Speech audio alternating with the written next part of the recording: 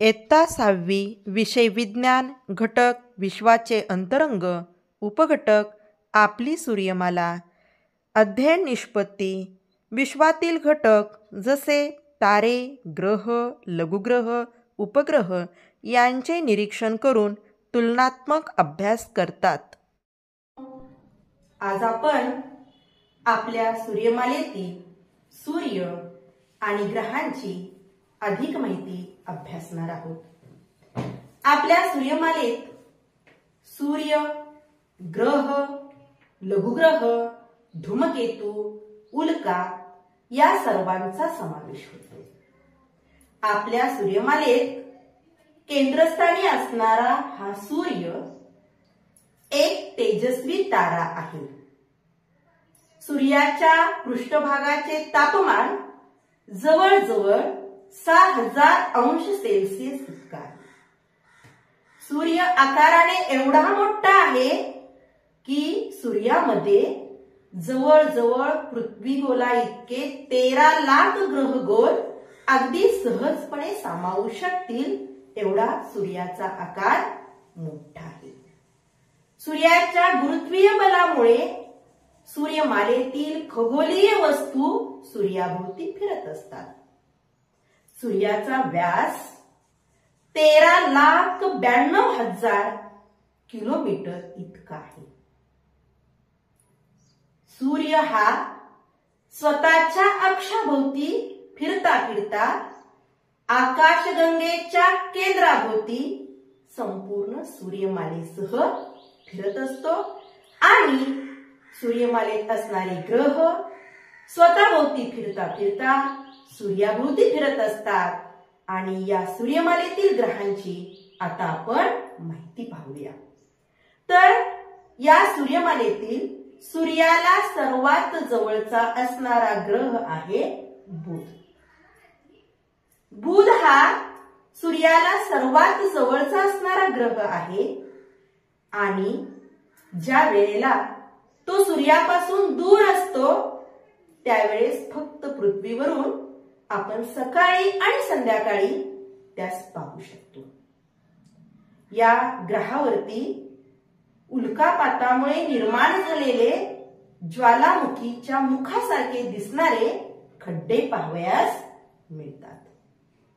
हा ग्रह वेगवान ग्रह म्हणून ओळखला जातो. यानंतर सूर्यमालेतील दुसरा ग्रह पहा शुक्र.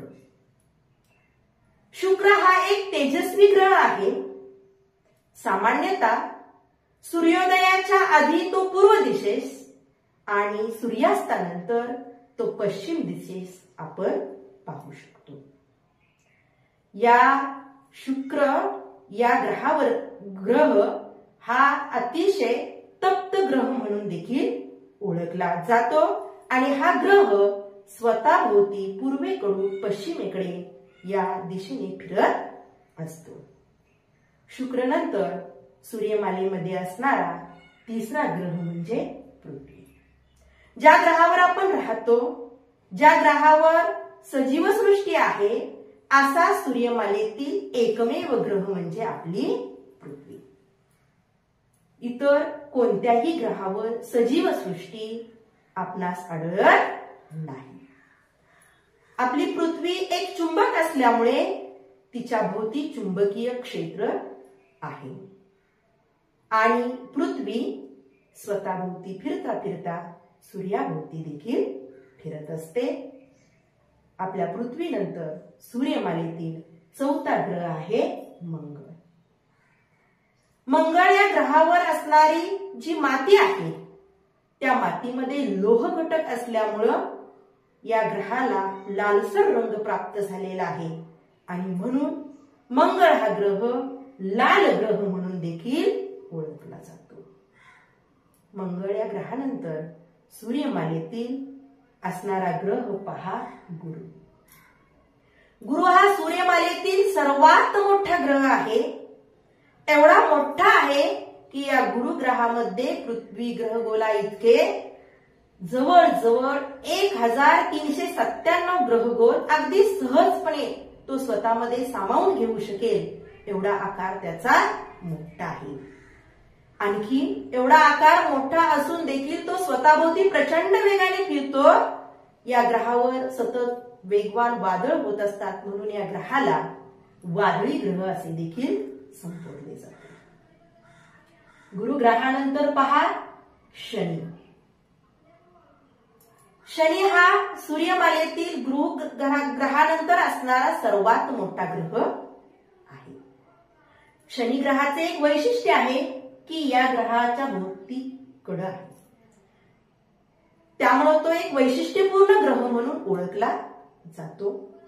शनी या ग्रहाचं वस्तुमान पृथ्वीच्या 95 पट असताना देखील त्याची घनता मात्र अत्यंत कमी आहे.